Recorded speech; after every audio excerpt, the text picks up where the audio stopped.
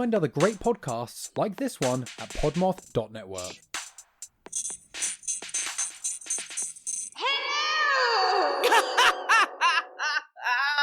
And welcome to my fabulous Bone-a-torium. Wow, is it all the bones in space? It's all the bones in space. I got alien bones, I got human bones, I got bones of shit you never even heard of. I love it. Lollipop lick, lollipop lick. But wait, Oh, there's a price of admission. what is it? Lollipop lick. Your bones! Oh, no, I don't want to go to this Bone-a-torium. Well, you're already here. Shit. Whoa! In olden days, a glimpse of femur was only for morbid dreamers, but you're not alone. Bring anything bones. Two goofy gals with deathly interest go on a skeleton inquest in your headphones. Anything bones. Hello and welcome to Anything Bones. I'm Sophie Asbestos Curtain Schwartz. And I'm Katelyn. Did she see that on Tinder? Heart. And welcome to the Bone-a-torium. Yeah, the podcast where we talk about bones and bone-related space things. Mm-hmm. But you and I went on a fun kind of bony adventure together. We went to a fantasy wedding out in the woods. Oh yeah, you might remember Jordan Moeller from several episodes back. He talked about that cult in Harvard, I think, or Yale. The Skull and Bones Club. Mm-hmm. Yeah. He is a married boy, and we had a great time at his wedding out in the woods. Yeah, it was a lot of fun. Katelyn and I dressed up as fairy princesses. We'll have a little picture. There's a great picture of us sitting on a swing set that... Yeah, that's the one. Yeah, it really that- shows off our polar opposite aesthetics. But in the best way. Like, they're both good. Yes.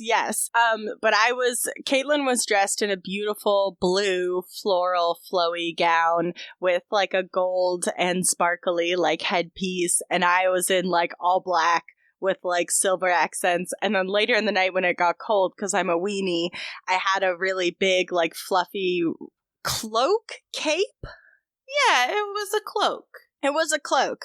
But there were a couple times when I got a little overwhelmed by like the dance floor and everything, because I sometimes get a bit of sensory overload with that kind of stuff. So I would sneak off into the woods to have myself a little private smoke session. Mm-hmm. And one time I had just decided that I was just gonna, instead of going to like the parking lot or a couple of the other kind of smoke areas we'd been to, I was just gonna ham walk right into the woods because I was a little tipsy. And so I was like, what if I just like stood amongst the trees? Became one with nature. Exactly. That's about where I was at. And when I was done doing this, I exited the forest, not really thinking, and there was a man standing with his back to where I was about to come out, and I scared the absolute crap out of that guy. I'll bet. Oh my god, I was not present for that. That's funny. You were not present. You were on the dance floor cutting a rug.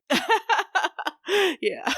He yelped because I had a big, like, wide hood on. I think it's pretty evident in the picture. So as I was coming out, I think I probably just looked like a big, scary mass. With the cloak, you were definitely giving off, like, Death Eater vibes from Harry Potter. Without the cloak, it was, like, dark fairy warrior princess, you know, with the dagger and all, too. I did have a dagger. I was armed for this wedding in case someone had an objection. Tried anything stupid. Nobody could ever not while object. I'm around. Yeah. No one ever would. But it was a lovely ceremony, made even sweeter by scaring some random dude I didn't know. Yeah, classic and very on brand for the two of us. Even if I sometimes dress up as like a little flower fairy princess. You looked very beautiful and You ethereal. too. Yes, that was the vibe. Yeah, but I definitely want to LARP again in the woods with friends. It was so much fun. At one point, we went back down to the ceremony space, like after it had gotten dark, and we sat in like a little circle with the ceremony chairs. And Mario, a member of like the local theater community, was telling us a scary story. It was awesome. Yeah, it was great. It was great. It was spooktacular. Well, and made even better by the fact that it was pitch black down there. Like, no street lights, we were just using our phones to get down there. And then I think somebody had their phone, like, in the middle with the flashlight turned up, so that we had, like, this, like, kind of weird Makeshift fire. technological fire situation. It had some post-apocalyptic vibes. Yeah. It was awesome. A little ghost story in the midst of all the love. Yeah. Well, that's how I like it. Yeah. There will be an obligatory ghost story at my wedding. Oh, there's gotta be. I think that's how people should frame their toasts. Yeah. Who's gonna have the best ghost story? No, I don't know. It doesn't need to be a competition. If I was toasting at your wedding, half of the toast would be about you and the other half would be a true crime story you hadn't heard of, so that the toast would be interesting to you. And then you'd also be recording, so it could be some kind of podcast extra. You know me, I'm out here for the content. Always searching for content. Ooh, I got my eyes peeled. What's that? It's content.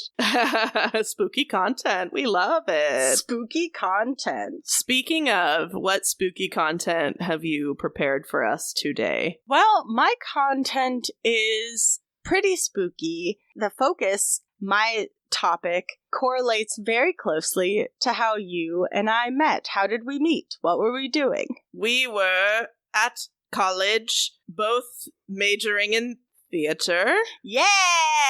Yay! We're going to be talking theaters, specifically the Iroquois theater. Okie dokie. And if you know theater, you don't have to know it as well as either of us to know that theaters are known for two things: catching on fire and having ghosts. And then the art is the third thing. I tell you, I feel like every theater I've ever been in, performed at, has either had a theater ghost or caught on fire or both. Yeah, I mean, they tend to do that, especially in the old days, I feel. I'm guessing that something bad happened at this theater because you and I are talking about it, so... No, they had a lovely performance. It was a great run. No one got hurt, and nothing bad happened. Yeah, it's just a review of the 1920 production of Pippin or something. Yeah, this is my review of the play... Oh, where's the name of the play that was happening? It's like called Bluebeard something. We'll get to it later.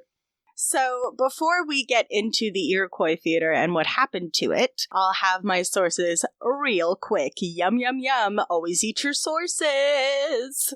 So we have... I'm sorry. Swallow it like a pill. Sorry. Swallow your sources, you heathen! All right, Wikipedia, Smithsonian Magazine, and CBS News. Oh yeah, CBS is a classic. Gotta do it. All right, so I'll relieve you of your questions. The Iroquois theater fire occurred. Yeah. I mean, I'm not laughing that there was a fire. I'm just... God.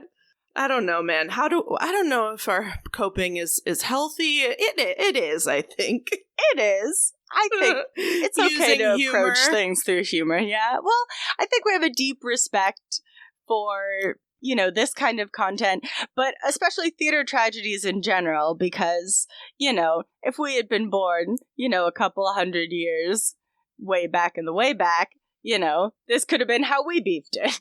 Sure. Yeah. Theaters are very dangerous. Yeah. I'm not kidding when I say that, no. Theaters are very dangerous. And I'll tell you right now, I think dying in a fire is my worst fear.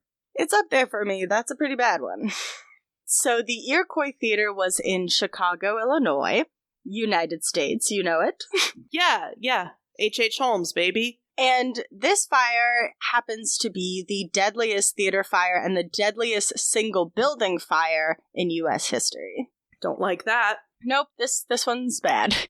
So the Iroquois Theater was located at 24 through 28 West Randolph Street in Chicago, and the people who paid for its construction chose this location because they wanted to attract ladies who were on day trips from out of town, or people who were, looking to spend their money in a fancy place, especially because it was quite near a shopping center that had a large police presence. So people felt very safe in this part of town. So they thought that it would attract a lot of women and a lot of kids. Sure, yeah. Women and children are key to the theater. I don't know. Well, they are notorious theater goers. Yeah, I feel like that's fair. Sorry, what time period does this take place in? It says 1903. Oh my god. So this theater opens on November 23rd, 1903, after a bunch of delays due to labor unrest. Yeah, totally get it. Yeah. That's why every bit of construction is delayed. Some people said that there were some problems also getting the drafts of architectural drawings done for the building, which is just interesting to me, given what we'll talk about later. Oh boy, maybe they made it in a hurry.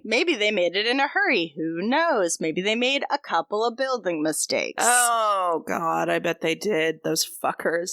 But upon the theater's opening, people were pretty astounded by it. One drama critic wrote in the New York Clipper, Walter K. Hill, that the Iroquois Theater was, quote, the most beautiful in Chicago, and competent judges state that few theaters in America can rival its architectural perfections, end quote. Uh-huh. Perfection is never real. Yeah, it's unachievable and mostly a facade, in people and in buildings. So the Iroquois Theater had a capacity of 1,602 with 3 audience levels. So you had ground level, balcony, and then upper balcony. Mm-hmm. But it's also important to note that they also sold standing room seats. So, instead of just the people who, you could count seats for, there's also a lot of people packed in, standing at the back and in the aisles. Oh, God. Fire safety is not a thing in 1903, I assume. No, it's not. To top it all off, the theater only had one entrance. No! This was a large staircase which led from the foyer to the balcony level and then up to the gallery level. And theater designers thought that this would allow people to see and be seen. No matter what level of ticket that they bought, they could engage in the very important social function of theater, which was to see others, to be seen, to place status upon yourself, whether you were the elite or not so elite. As we've surely studied since, the Elizabethan era, theater has been, exhibitionary for both the show and the audience. Oh, yes. See and be seen. Yes. I still go with that rule. I always like to wear a fun outfit to the theater. You do get dressed up for the theater. I like to. It's a respect thing, I guess. So Chicago fire ordinance required separate stairways and exits for each balcony. This ended up not being a thing in this theater, and when people would exit all out of this big stairway, even when there wasn't something, disastrous or dangerous going on, there would be a lot of crowding and jostling, and it wasn't a very effective way of getting people in and out of the theater. Sure, having them all come to one central location when it has this... Did you say what the capacity was? About 1,600. Yeah, that's a lot of people. Plus standing room seats. Yeah, so you don't even know what's going on with those numbers. Shit. Yeah. So in addition to this, the backstage areas were really large. This sounded great to me as an actor. The dressing rooms were on 5 levels, and there was an elevator that was backstage that would transport people from the dressing room areas to the stage area. Oh, that's fancy. Isn't that cool? This is 1903. Yeah, that's extra fancy. You can't have more than one entrance, but you got an elevator to 5 levels of dressing rooms. I know. I see where their priorities were. Exactly. You'll see one of the common themes of this story is that no one gives a shit about the audience. Wow, cool. And one last thing to note about in our little setup of this theater, schematic you're building in your brain is that it had a really big fly gallery. Now, you'll, Katelyn, know what a fly gallery is, but for our listeners, it's where they keep in everything that's lowered and raised during the production. That could be backdrops, that could be people, that could be set pieces. Exactly. So anything that's got to go up and down or come from the top of the theater unseen. Yeah, gotta stay somewhere up there. Gotta stay somewhere up there, up in heaven, as it is also sometimes called. And they were storing a lot of shit up there. I'll bet. As every theater does. I was like, some things never change. Yeah. So this theater was often billed as absolutely fireproof. Oh my god, it's like the Titanic being unsinkable. I know, that's the first thing I thought. I was like, oh, it's the Titanic of theaters. Oh my god. Wow, that's nuts. So this was because...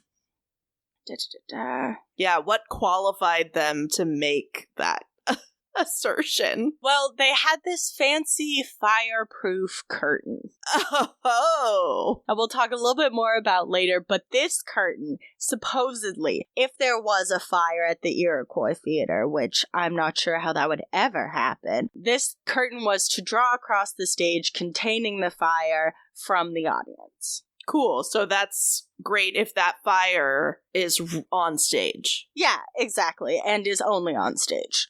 Yeah, cool. So, contrary to this, though, an editor of Fireproof magazine... My favorite summer read. Yes, Katelyn's long been a subscriber to that one. During the Iroquois' construction, an inspector noted the absence of an intake or stage draft shaft, like exposed reinforcement of the proscenium arch, and lots of, wood carving on everything. And he was like, this all seems very flammable to me. Yeah, wood is... Yeah. And furthermore, because of this, a Chicago Fire Department captain went and had kind of like an unofficial tour of the theater before it was opened, and he noted that there were no sprinklers, no connected alarms, no telephones, and no water connections at that point. Perfect. Let's have our grand opening right this second. Yeah, and he went and he told his, higher-ups, and they were like, don't bother. The people who built this are not gonna fix it. They want to open the theater now. And they're like, okay with that? What? Yeah. You're the fire department. Get it together. Apparently it was above their pay grade, and they just, they just washed their hands of it. I believe that theater is important and art is important, but I think we should prioritize people's lives above art. Yeah, same. But when you've got a lot of big pocket fat cats paying for your theater and they want to see their investment returned immediately. They want butts in the seat away. They want butt in seat. They do not care if butt catch fire. Mm-hmm. Okay, so another fire preventing measure inside the theater was that they had fire extinguishers. They had 6 of them that had this stuff called, quote, kill fire in it, which was like a white powder that was mostly sodium bicarbonate. And it says that the user was instructed to, quote, forcibly hurl the contents of the tube at the flames. Chuck it at the fire. How you gonna do that? Chuck it at the fire. Chuck it at the fire. Powder? What? I don't know. It's this, like, powdered sugar looking shit, and you just are supposed to dump it on the fire. At the base of the flames. Well, right. Chuck it. That's how... Chuck it. I mean, that's how fire extinguishers work, I guess, but... Fucking yeet the powder into the fire. I can't at the same speed as a fire extinguisher. Well, this is what we've got right now. Oh my god. That's not gonna kill a fire. We'll see what it does. Oh god. It's gonna make it worse. Mm-hmm. All right. So fast forward to December 30th, 1903. The Iroquois is packed with mothers and children waiting to see a wonderful play. Tickets were sold for every seat in the house, plus hundreds more for those standing room tickets that I was telling you about. So it was at full capacity, so over 1,600 plus standing rooms. So it's estimated that there was about 21 to 2,200 patrons in there. Jesus Christ. Yeah, and like I said, these standing room people were all up in the exits and the aisles. The exit, excuse me. Yeah, just the one. Just the one. So they were all going to see Mr. Bluebeard. That's what it was. This is my play report for Mr. Bluebeard. I've never heard of it. Maybe is he a pirate? I don't know. Well, it was a, kind of big vaudeville-style musical comedy starring Eddie Foy, Chicago native. And it featured scenes from around the world where where actors were like basically dressed up as like animals, and there was a suspended ballerina. Cool, whatever. So the show goes on. First act goes super good. Second act begins at 3:15 in the afternoon, and a spark from a stage lamp ignites nearby draperies in the theater, and actors and stagehands attempt to stamp out the fire, but they were throwing that kill fire on it, but it was doing nothing. Yeah, I thought it might do nothing or make it worse. So basically the fire spread up the backdrops and drapery of the theater and started to catch all this stuff up in the fly gallery. Holy shit. And they're like, oh, our magical curtain will save all these other curtains. Like, what? Well, they tried to draw the magical curtain, but the magical curtain snagged. Christ. So they could not close the magical curtain. And poor Eddie Foy was dressed up in drag for his next scene, and he ran out on stage and was trying to calm the whole audience down. And this guy, exactly like the motherfucking Titanic, instructed the orchestra to keep playing. Holy shit. Yes. This was before the Titanic, too. What year's the Titanic? It was 1912, I'm pretty sure. Ah, yeah. So maybe the Titanic is the Iroquois theater of the sea. Yeah, apparently. We cracked the case. Damn it, we've done it again. So all the stagehands are running around trying to put out this fire, right? Using that kill fire stuff. But because most of the flames are above them, throwing it at the base of the flames isn't really working. Nah. So, like I said, this fireproof curtain snagged. It was also made of asbestos, and... Sorry. Yeah. They thought asbestos was the fucking cure-all back then, apparently. It really was, and it was used in fireproofing stuff, until they realized asbestos sucked. They were like, oh, it makes things fireproof, let's use it in everything. And this curtain was made with a mix of asbestos and wood pulp, and someone who examined it in modern times said it would be, quote, of no value in a fire. I'm not shocked by that. Yeah. So this fire could not be contained, and so the audience saw that pretty quickly, and they were like, fuck. Yeah. And so everyone bolted to try to find other exits or to go out the main exit. And one of the reasons that this theater was supposed to be fireproof was that it had the most fire exits of any theater in the world. It had 30, right? Well, all of them, the theater interior designers and architect, thought that they were gaudy and didn't want them to be lit up, or have lights by them because they thought that would be distracting to the show. And they didn't want anyone to see the doors, so they put curtains on them. Oh, and they didn't want anyone using these to sneak into other sections of the theater, so they locked them. Oh, perfect. Yeah, that's what they're for. So the 30 fire exits that everyone was so fucking proud of were hidden and locked. Great. And then there's just the one main exit and entrance. And everyone's trying to stampede out of there. Another thing that was really hurting them again was the amount of standing room patrons. This, along with the single exit, created several choke points where people weren't able to pass and people started piling up on each other like stampede style. And it was like not pretty. If you've read any accounts of like incidents where people have been crushed in these kind of incidents, this is kind of what was going on, because we have thousands of people in one building all trying to get out. This sounds like a living nightmare.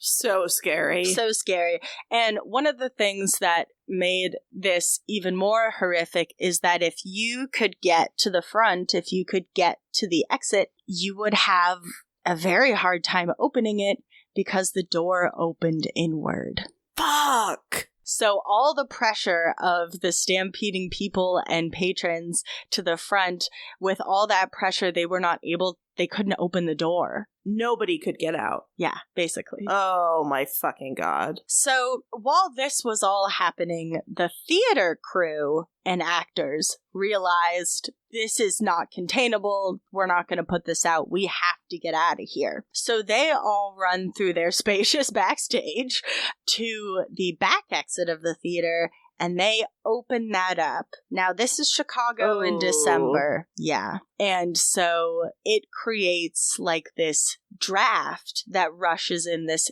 extremely cold, fast wind that blows this fire into a fireball into the front few balcony and front rows, incinerating several rows of people. Jesus Christ. I told That's you, horrible. this is bad.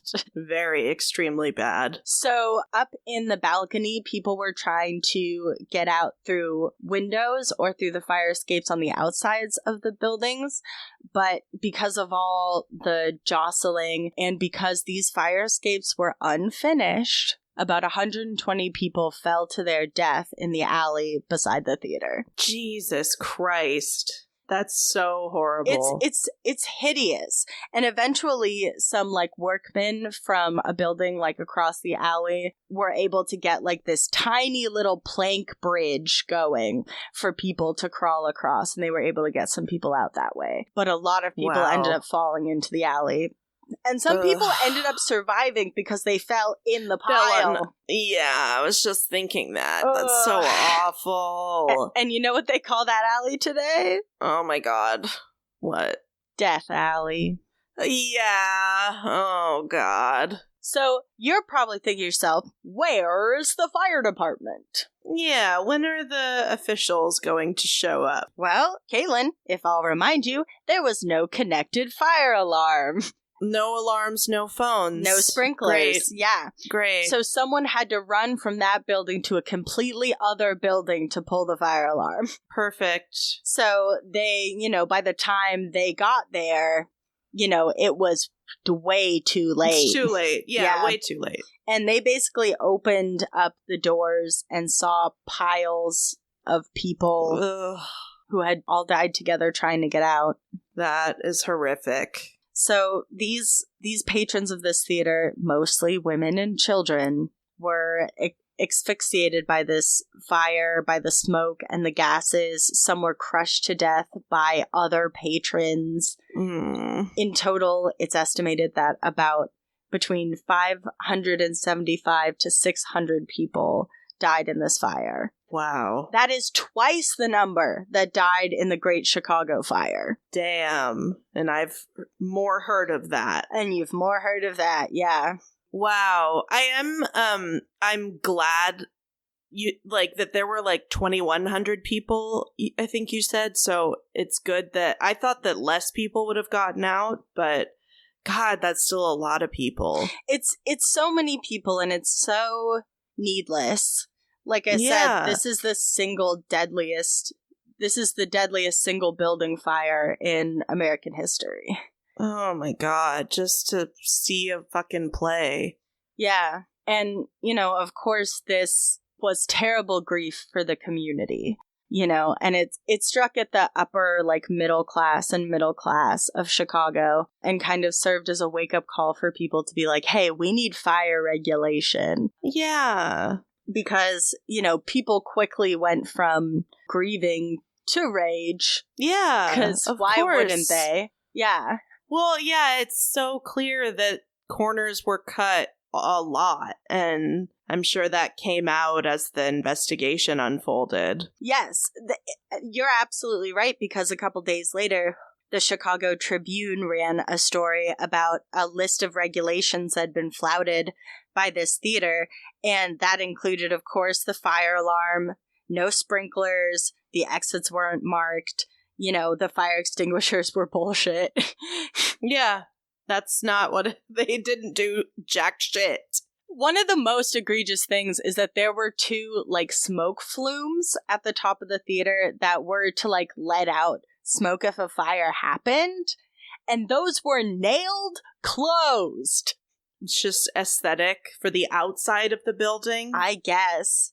Ew. But basically, so many people were involved with the building and operating of this theater that it was hard to really hold anyone responsible. Mm-hmm. They brought several lawsuits against, the owners, who were, Will J. Davis and Harry J. Powers, who I first read his name as Harry J. Potters. Right. Yeah, that would, you would think. Yes. They cut corners, they flouted regulations. But these 2 absolute grade A assholes came back with a couple of points of their own. Oh, God. I can't wait. They issued a statement blaming the audience. Oh, yeah. Mm-hmm. They, quote, admonished them to be calm and avoid any rush, and that there were ample exits, and that they shouldn't have become, quote, panic-stricken and stunned. Yeah, they should have. Oh, I'm sorry. Should we all have kept super calm when we realized we were trapped in a theater? What are you even talking about? They're talking out their ass. They're trying to avoid culpability. Right, but it's how can you, 600 people are dead. It's that's not because a few people were too, aggressive. That's the whole thing was fucked. These are the type of people who refuse to take responsibility for anything and cannot see that it is their fault or refuse to see that it is their fault. Because, at the end of the day, like I said, charges were brought against these guys. They were brought against the mayor for ignoring reports that this theater was not fire safe. And at the end of the day, the only person who was charged was a bar owner who pickpocketed some of the dead bodies. Oh, come on. In the grand scheme of things, that's the least of the bad things that happened there. Yeah, right. It's just it sucks. I don't like it, but no. It's really? That's the only person that got prosecuted? Right. So at the end of the day, there were a bunch of payouts to the family from the construction company that built the theaters. But, there's no amount of money that equals the life of a loved one. Right. So in light of this, in the early 1900s, there were a lot of regulations that were put in place for fire safety. At least something came out of it. Yeah. Within, days of this fire, other theaters were closed and forced to conform to these regulations as well. Some of the standards, the new fire safety standards, included the use of fireproof solution on scenery, connected fire alarms, limits on occupancy, and the elimination of standing room seats. Yeah. Changes to sprinkler requirements, rules for rooftop flumes, aka they can't be nailed shut. Yeah, let them do their thing. Yeah. So the Iroquois Theater itself did not actually burn all the way down, which is crazy. Yeah, wow. Was shut down after the fire, but then reopened as the Colonial Theater. and then was shut down in 1925, then reopened again the year later as the Oriental Theater. Yuck to that name. Yeah. We don't like that. They end up changing the name in 2019, which is like, wow, that took a while. It took that long to change the Oriental Theater to something not racist. That's incredible. And so it's a performing arts space today, and people say that it is haunted as fuck. Gotta be. I think it is in the CBS article that SNL veteran Anna Gasteyer talks about her experience in the theater and how she's seen ghosts in there many times. Holy shit. Oh my god. If we're to take anything from this tragedy, it is the heightening of fire codes in buildings all around the country. Theaters specifically. This story was so huge that it ran in headlines in, every major city in the country. And so everyone took notice of the death toll that this fire had. And a lot of the safety measures we have around fire safety today are because of the Iroquois Theater. So, in a way, I'm grateful for the safety. I mourn those women and children who came to see a good show and lost their lives. Yeah, that's really horrible. And that's the Iroquois Theater tragedy. I have some pictures for you. I have a picture of the light that started it all and then what the inside looked like after the fire. Okay, let me see this. Sorry, if you can hear anything weird, it's Minnie playing with the loudest toy I think she owns. Of course. I'll get that from her in a second. Yeah, this light is toast. Oh my god. It's amazing that that they still have it. Yeah, definitely. Well, from the theater to the advertisement, and then onward to something else that is scary. Today's episode is brought to you by Harry J. Potter's Asbestos Curtains. Harry J. Potter's Asbestos Curtains. They're poisonous. And they will not protect you from the fire. Goodbye. Goodbye.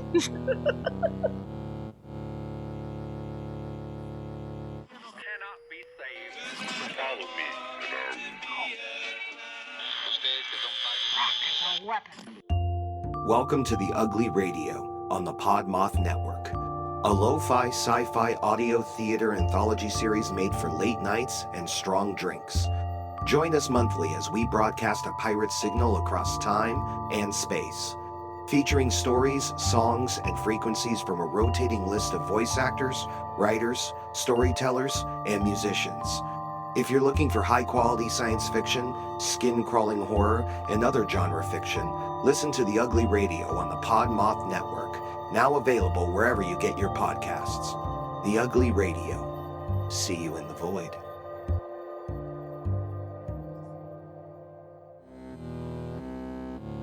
And for the low, low price of only $19.99, you get 2 of these fireproof curtains. Put them on your home, put them on your children, wrap them up in a cat.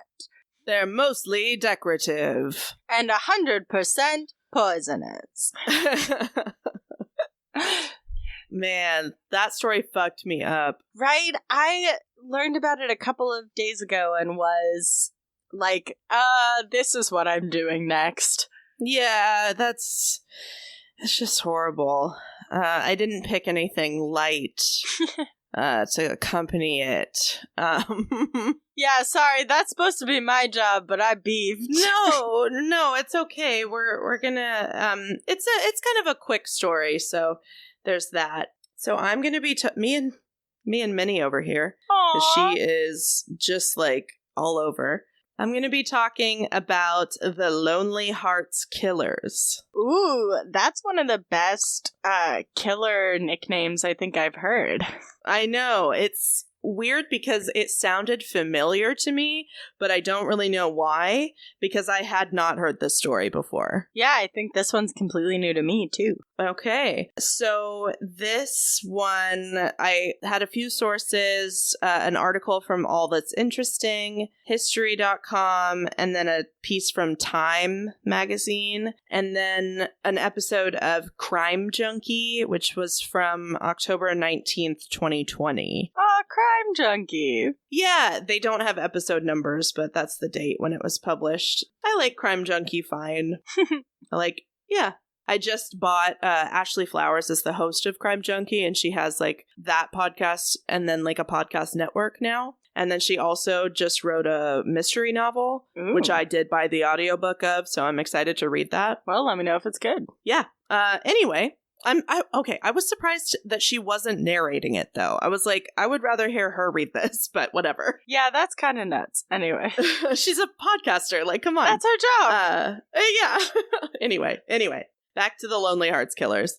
So, one half of the Lonely Hearts Killers was Raymond Martinez Fernandez, who was born December 17th, 1914 in Hawaii. He moved around a lot, it sounds like, and then he ended up going over to stay with an uncle in Spain, where he got married and started a family by the time he was about 20. Whoa. He served in World War... Well, it was a different time. Yeah, true. He served in World War II, and then he decided to go back to the U.S., and at this point, he just abandons his wife and 4 children. Oh, no! Yep. And then just goes back to America to live his own single life. Okay. Apparently, on the ship over to America, he suffers a head injury, and it causes some damage in his frontal lobe, and he is hospitalized. And then, only after this, is when he falls into a life of crime. Okay. I don't know if I believe that, because he was perfectly willing to abandon his wife and 4 children. No, Katelyn, he got bopped on the head one time and now he's a criminal. And it didn't happen when he was a kid, it happened when he was a full-on adult, and that's how that works. I mean, I've heard of head injuries changing people's personality, like, what's his name? Phineas? Gage. Who had the ramrod shot through his head and survived. It was said that his personality changed, but like... Not like to become a criminal, like I think he was more agitated after... But his like whole shtick didn't change. No, I don't think a head injury can make you a criminal. I mean, prove me wrong. Prove me wrong. But anyway, as he goes to prison for some petty crime, there is a kind of a myth or a legend, whatever you want to call it, around this guy, Raymond. He had a Haitian cellmate who taught him about voodoo, and apparently there was some kind of ritual performed that he thought was going to make him irresistible to women. Yeah, that's a red flag. He is gross. Ladies, if your man has done a culturally appropriate ritual to make himself irresistible to you, that's a red flag. Yeah, run the other direction. That's not boyfriend material. No. And I just want to point out, like, not to poke fun at hair loss, but he did have a pretty cheap toupee, apparently, that he would always wear. I mean, and because he's an asshole, I feel we can make fun of him for this. Yes, I think it's okay, but that is pretty funny. You got a picture of this bad boy? I will find a picture for you. That's a good idea. Just I gotta see this rug. Oh yeah, he's in a hat in this picture. I apologize, but it's probably because he decided the toupee was a bad idea. I always find a hat is better. I knew a guy who was like balding in his 20s, which really sucked. But he always wore a beanie. Yeah. Ding dong. No shame in it. No, but I'm making fun of this not. guy because he's an asshole. Yeah, he's a dick. Oh no, I sent that to the wrong people. Oh no. I sent the pictures of the Iroquois fire to Jackie and Odessa. Okay, I only got one picture, so I was like, okay. Oh my god, I'm so sorry. Oh wow, yeah, that changes things. Damn. Here, look at this disturbing fire. Yeah, you want to see my screenshot? Yeah. Oh my god. Alright, you got a picture of this guy? Yeah, I sent it to you. Alright. Oh. He's got a hat on. He's a creepy looking dude. I don't know. Let me see if there's another picture of him. Oh no, this picture of him, you can see the receding hairline, but no toupee. He clearly ditched it for a more distinguished look, which If he wasn't such a fucking asshole, he might be a good-looking older man. He might pull it off.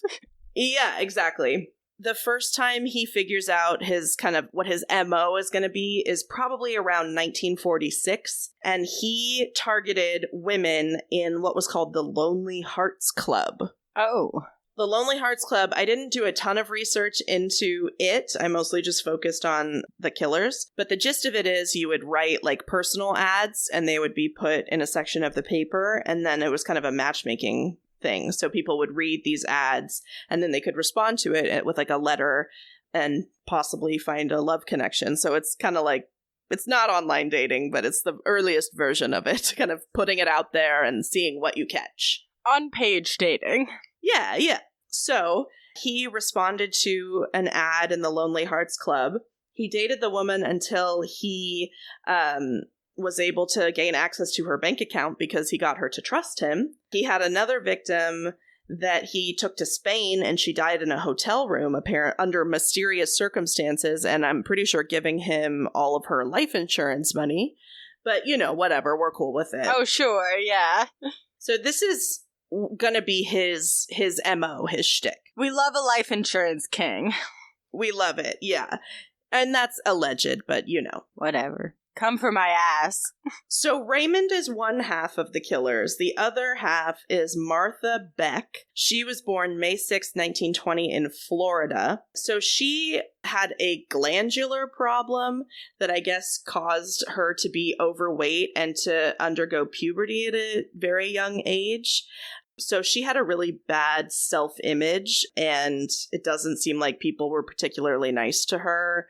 Before and after this stuff that she's about to do came to light, yeah, there was a lot of body shaming. Yeah, I can imagine those things sound like they might lead to a rough childhood and teenhood. Yes. She is also an asshole, though, so I have trouble having any sympathy for her, but, it's just a fact. People get bullied and they don't murder. So. Yeah, exactly, yeah. So she did go to nursing school, which is surprising considering nurses are super awesome and she is not. And she sucks. She kind of hops around a lot and then eventually becomes pregnant with her first child and then is living in Florida. She and the baby's father don't work out. She becomes pregnant with another man's baby and she marries the second baby's father, but they get divorced very soon. So she's a single mother of two in 1946, and she gets a job at the Pensacola Hospital for Children. And around this time is when she places her first Lonely Hearts ad. Mm-hmm. It's kind of unclear if she did this herself or if her friends or coworkers put her up to it. Crime Junkie said that the coworkers might have put an ad in the paper for her as like a mean thing. As like look at you, you can't find a man any other way. I don't know. So unclear. Yeah. Unclear. How teen drama of them. Yeah, sick. Who knows? She might have placed it herself. It's not really clear. And she gets an answer from Raymond Martinez Fernandez. And some reports say it was like her first response was this guy Raymond, but who knows? They correspond a little bit, but then pretty soon Raymond comes to Florida from New York. He's living in New York at the time and stays with her and they meet, but then he goes back to New York City. They stay in touch though, and when Martha is fired from her job, she's like, well, I'm going to pack up my ass, pack up my kids, and move to see my man of a couple of minutes in New York City. Oh, honey. Yeah, not great. But you said she's terrible too. Oh, yeah. It's about to get hopping and popping right now. So she moves in with him, with her children, Whoa. and just falls completely head over heels for him, and he confesses his life of crime to her. So he tells her about the Lonely Hearts ads and the women. He's mostly conning them, but occasionally they die. Oh. And she's like... And instead of being horrified like I would hope you or I or any normal person would be, she's like, hell yeah.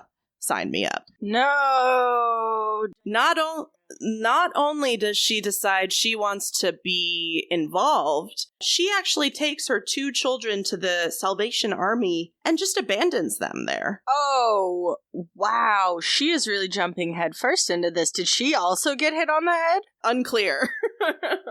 So this is how the ruse changed. Not only was Raymond conning women, single women, basically, into trusting him so he could get their money and their, property or whatever, Martha pretended to be his sister so that they would trust him. Weird. And feel like they had some kind of chaperone. Because, it's the 40s, so it's scandalous to be, like, alone with a man. But, oh, his sister's here, so it's all good. No. Yeah, so it's fine. The problem with this, pretending to be his sister, was that Martha was super, super jealous and did not like Raymond being with other women, even though that was their deal. If he slept with a woman, God forbid, she would fly into a rage and become violent.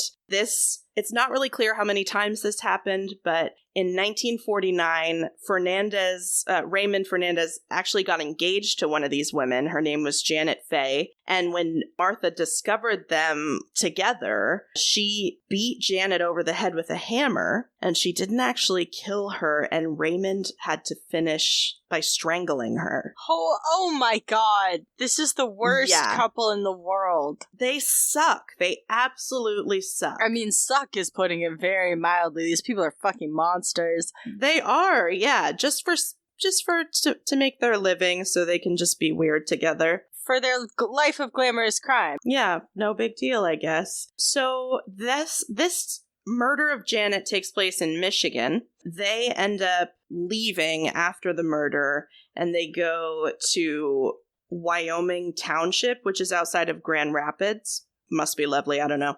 And then later in 1949, the pair meets a widow. Her name is Delphine Downing, which is a very dignified name, I think. That is the coolest name.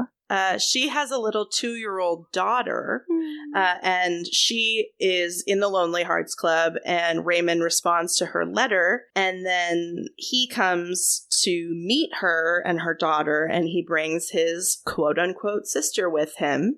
And at some point during this meeting, Delphine, for whatever reason, is given sleeping pills, and she's acting weird or, like, is passed out, so the daughter is upset, and Martha's annoyed by the daughter crying, so she chokes the little girl, but didn't kill her. I mean, thank God. Raymond goes, well, Delphine is going to wake up and see these bruises and be suspicious, so he just kills her when she's unconscious. Delphine? Yeah, the mom. Oh, God.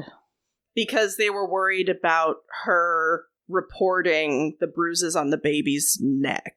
Or it's just, it's really, really horrible. They actually stay in her house, like, with her body there for several days. And the child's crying again becomes too annoying for Martha to handle.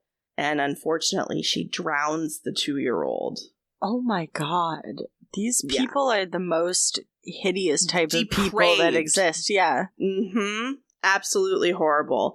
So they bury Delphine and her baby in the basement, but it was too late anyway because the neighbors were apparently very close with them and had already reported them missing. Yeah, well, sucks to suck, you guys. Very soon, Raymond and Martha are arrested by the Wyoming police, and when they are interrogated, Raymond confesses to 17 murders. Whoa. Later, though, he does try to retract that, so I don't take anything he says seriously. Sure. He was like, oh, this was all about protecting Martha, and I'm I'm so noble for confessing. We want to be put in jail in Michigan, basically. And the reason for that is that Michigan doesn't have the death penalty. And one of their crimes takes place in Michigan. So they're like, great, we're going to be tried in Michigan, and that's what we want. I'm not sure if you get to request where you get to be tried. I'm not sure. Can you? They had thought that, but they were extradited to New York for the murder of Janet Faye, who was the first victim I told you about. Mm-hmm. And New York does have the death penalty at this time. So they are tried and convicted of the murder, and they are sentenced to death by the electric chair. And they are both remanded to Sing Sing prison. So Raymond says in his final words, basically that he loves Martha and was just trying to protect her, which is bull. I mean, I think he did love her, but I don't think these two people are capable of a real love. Yeah.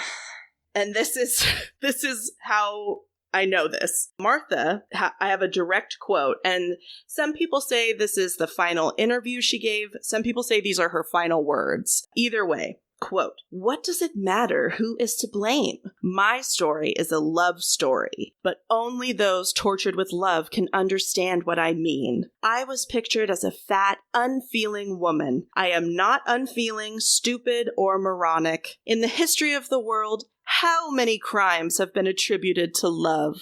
End quote. Whoa, this lady is out of it. Unhinged. Mental health is nothing to, laugh at, but this woman is dangerous and out of touch with reality. Yeah, and I don't really think that there's no indication that either of them were mentally ill. This is just who they were, and they decided that their love was more important than their children, first off, and the lives of between 3 and 17 people. We just don't know. That's truly, truly wild. Yeah. So they are executed on March 8th, 1951 by the electric chair, and that's the end of their story, although there have been a lot of movies and shows about this kind of crime, and I guess there was a 1969 movie called The Honeymoon Killers that did very well, and Minnie has decided to continue to play with the loud fucking toy. Hold on. Bitch, this is going away. Alright, that's my story. Amazing. That was gruesome.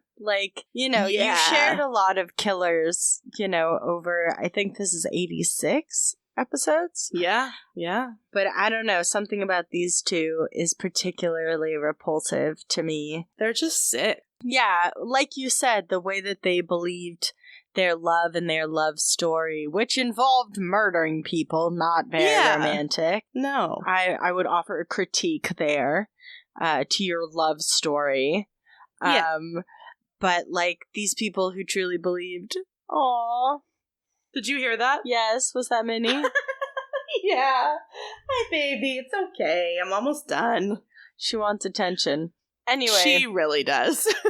I think the crux of my point is the selfishness and the, tunnel vision that they had of just them.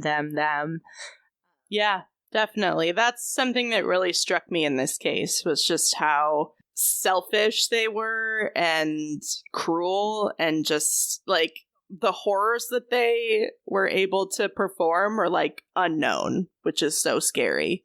Yeah, you said between how many and 17? Between 3 and 17, probably. And yeah, I think their main goal might have been just to rob people, but who knows? She drowned a baby because it was crying. I really don't think she gives a fuck. Taking things, stealing things, can be some sort of last resort. These people did these things because they were sadistic people. Yeah, they wanted to, and it was part of their quote-unquote love story. Yeah, so... Disgusting. If you're trying to get back out there on the dating scene... Word to the wise, the whole Bonnie and Clyde thing is played. Don't do it. Yeah, leave it alone. It's been done, doesn't end well. Yeah, tell your friends if you're going on a date with someone you don't know. And turn your location on your phone. Yeah, always do that. Okay, that's my advice. That's my story. Fantastic. Well, so comes another bone to the Bone-a-torium. We tack it up onto the wall with special bone cement made of bones, and we look up at what we've created and sigh in awe. And the cat runs out of the Bone-a-torium. Sorry, the cat is on my desk. She's like, bitch, you've had enough time to yourself. Can you, oh my God. Can you put her near the microphone? Can you put the microphone near her? Yeah. Oh my God. Yeah, I'll try. Hold on. It's a very common occurrence in the Bone-a-torium. Sweetie, what do you have to say? Oh no, she hates it. She hates it. What do you have to say? Oh no, get off. She just... She uses my desk as a vault into my plant. Nice. Is that why there was dirt everywhere when we got back from the wedding? You got it. Wow. So much has been learned on this episode. I can't believe it. Yeah, both about the past and the present. Well, I guess there's only one thing left to do.